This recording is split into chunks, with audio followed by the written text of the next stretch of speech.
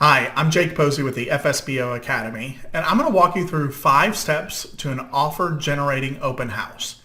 Now, I'll be the first to admit that not everyone should have an open house. In fact, most of you probably shouldn't have an open house. And the reason that you shouldn't have an open house is because the people that visit open houses, they're just tire kickers. They're not seriously looking for a house yet. They're kind of pre-market.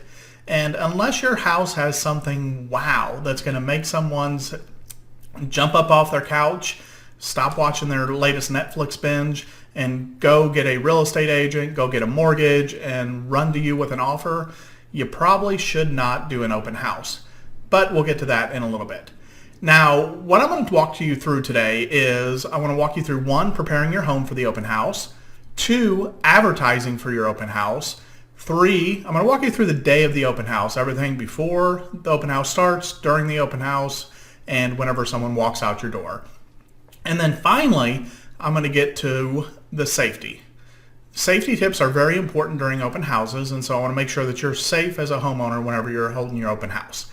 So let's jump into it. Let's first start talking about preparing your home. Now, preparing your home for an open house is pretty easy. You want to have it in the best shape possible.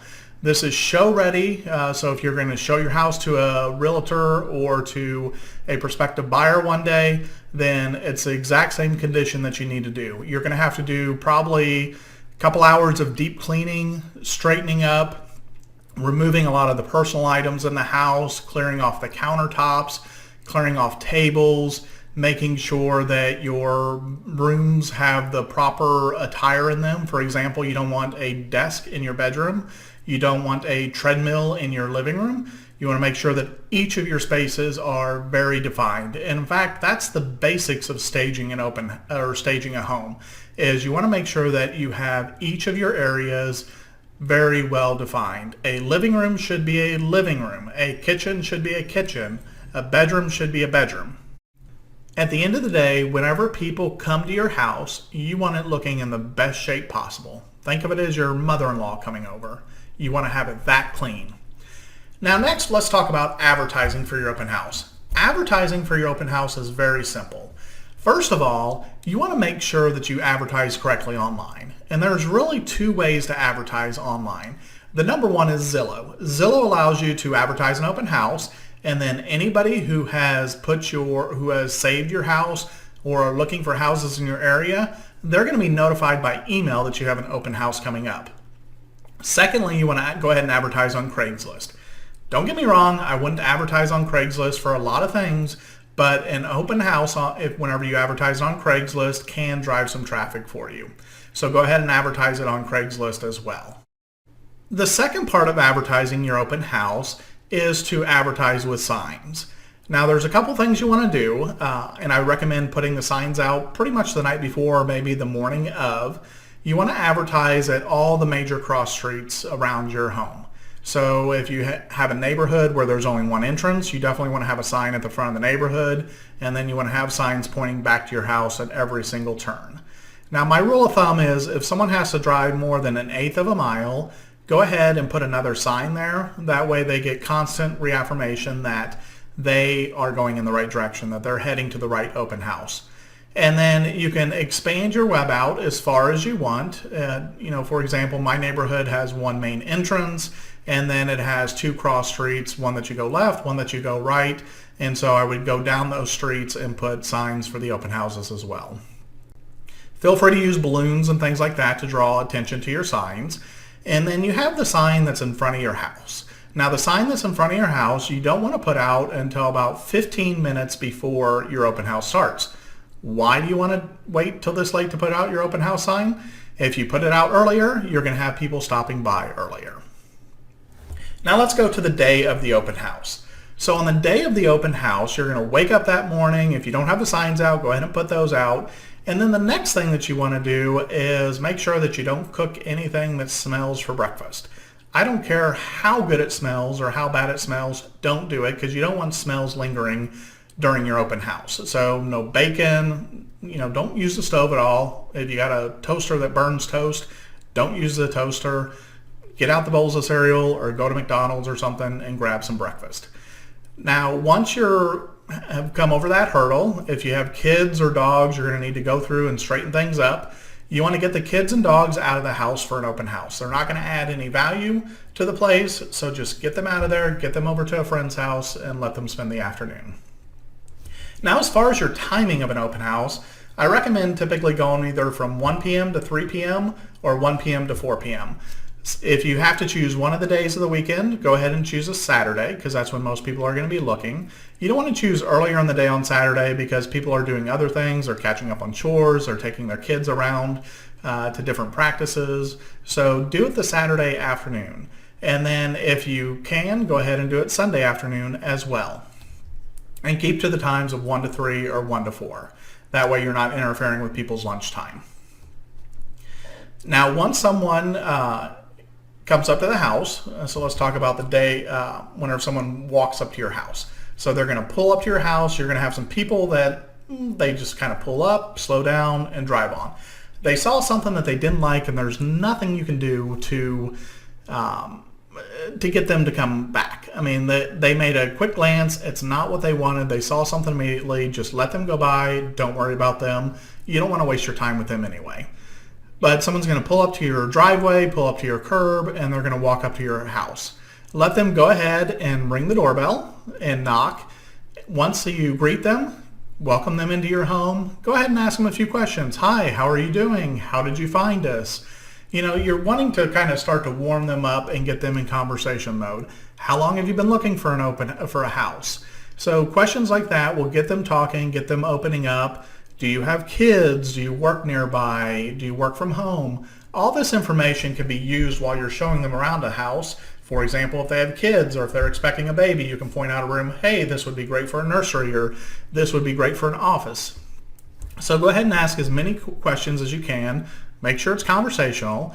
And then once you get them in the house, have them sign in. Give their name, their phone number, and email address. Tell them you're not going to call them, you're not going to contact them. This is just for security. If someone has to write their name down and their phone number and their email address, they're less likely to going to try to steal something from you or potentially assault you. Don't worry too much about that. I just want to make sure that you put that up front so you have that security measure in place. Now, make sure that whenever you're holding open house, you always have a partner. Never do it on your own, and there's two reasons. One is safety, of course, but two, if you have multiple visitors, and we'll get to that in just a second. Now, once someone walks into your house, you're going to just take them on a natural tour of the home. Ask them what they're looking for in a house, if there's anything they absolutely don't want or anything they absolutely do want. This is going to give you all kinds of great information to find out if your home is right for them.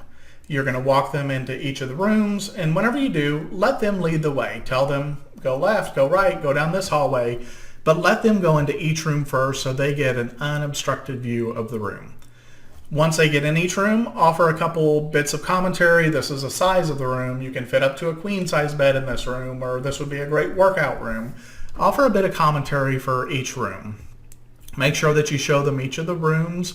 Go ahead and open up some closets. A little trick for your closets. Take out about 2/3 of your clothes so you only have a few hanging up in the closet. That's going to make you look like you have much more storage space. And then go ahead and show them around the outside of the house as well. Now, once you're done with that, you want to hand them any takeaway items. Number one is you want to make sure you always give them a home flyer. Now, once you've shown them each of the rooms, you want to make sure that you also take them outside. Show them the front yard, the backyard. Highlight any areas. If you have a pool, kind of linger there a little bit longer. If you have a beautiful garden, linger there a little bit longer. Let them take it in. Let them enjoy what you enjoy about the home. Also, make sure to tell them things around the community. For example, if you have some great schools nearby, talk about those. If you have great restaurants nearby, talk about those as well. Give them as much information as possible about the area so you get them excited about the area and about your home.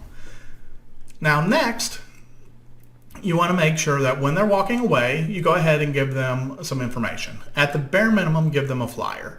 This gives them a little bit of information about their home, and it has your contact information if they want to call and make an offer. So they have that information.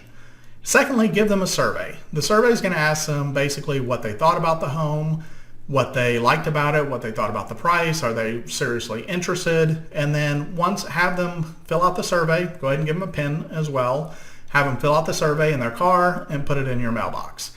That way you can make sure that you get some great information and great feedback for your home. Now, next, let's talk about multiple visitors. There's going to be times where you have someone in the house or more than one person comes up at the same time, and this is where your partner comes in handy. Whenever you're showing someone around, I recommend just one person showing them around and the other person staying kind of in a central area, maybe a living room or a kitchen or something like that. But when you have two people show up at the door, each of you can take one of the couples and walk them around the home and show them the various areas. Always kind of pair off with who you have kind of click with the best. If you have good rapport with one of the couples, go ahead and walk with them. Have your spouse or significant other go with the other person. Now, what if you have three or more people though show up? You're going to have kind of hotbeds of activity. And so if you have three or more people show up, have one person give the tours and then have the other person stay behind with the other two people, make small talk. Ask those questions, give that information, and then walk them through one at a time. Now, once they leave, again, make sure that they get that information. And once they get that information, once they get that survey, you hope to get that filled back, get some valuable feedback on your home. Don't have them fill out the survey in front of you. Again, have them just fill it out in their car, put it in your mailbox, and you're good to go there. Now, let me end this video with a couple tips on safety. So I've already talked about the two main safety things that you can do. Number one is make sure you have multiple people there. It doesn't hurt if you have security in the neighborhood. Have them drive by several times as well. That shows the prospective homeowners that you have an active security guard in your neighborhood. But if you don't have that, feel free to have a friend drive by or something like that, check in on you. Again, anything you can do to increase your safety is really going to help out. But number one key is have multiple people helping you out. At least one other person helping you out with the open house. Now the second thing, and this is the biggest one, is make sure you have that sign-in sheet. If someone refuses to sign that sign-in sheet, then you can refuse to show the house to them. Now, some people may say, oh, I don't want to refuse to show my house to anybody. But think about it. If you're a serious home buyer and you're out there going to open houses, you're signing in every single place that you go. This is common practice for realtors because this is how they get new buyer leads. By the way, spoiler alert, that is the number one reason that they hold an open house at your home is to get new buyer leads. They have no expectation of selling your house through the open house. They just want to find people who are new prospective buyers. But these people are going to be going to open house to open house to open house. They're going to be signing in at each one. So if they refuse to sign in at your open house, say, I'm sorry, that's my policy. I can't show you the house without it. And if they push or press, stand your ground firm. You want to make sure that you're staying safe. And if they're not willing to sign that sign-in sheet, there's probably a reason for that. So don't take any chances there. Now, other than that, just make sure that you keep your cell phone handy so you can call if there's any emergencies and have fun with it. It's something going wrong at the open house, probably not going to happen. But as long as you take the proper precautions, you're going to do great. So let's just do a quick recap of this video. So first, prepare your home. Make sure that it's in tip-top shape. Make sure it's show ready. Make sure you don't cook anything the day of. Have everything straightened up, clean countertops, and things like that. Number two, advertising for your open house. Make sure that you're putting it on Zillow. That's your number one place. Craigslist is a good place to list it as well. And then make sure that you have ample signage pointing people back to your home. Number three, on the day of the open house, remember before it starts, put the sign out in your front yard about 15 minutes ahead of time. Make sure that when you're walking someone through, you give them a description of each room and what it can be used for. You let them walk into the rooms first. And then if you have multiple visitors, make sure that you and your partner each takes one or holds back with the other visitors while one person gives a tour of the home. Finally, when they leave, make sure that they get that survey and always remember the safety tips of working in pairs and having the sign-in sheet. That's all for this segment. Thank you very much, and go to fsboacademy.com if you have any more questions. Thank you for watching our video. I hope you found the information you needed to sell your home without an agent. If you found this video useful, there are 3 things you can do to get even more help. Like the video below so you can find this video again in the future. Click here to subscribe to our YouTube channel to be alerted of new videos that can help save you thousands of dollars. And click here for our book, Check, Check, Sold, to get a complete set of checklists that will help you sell your home for more money and less time.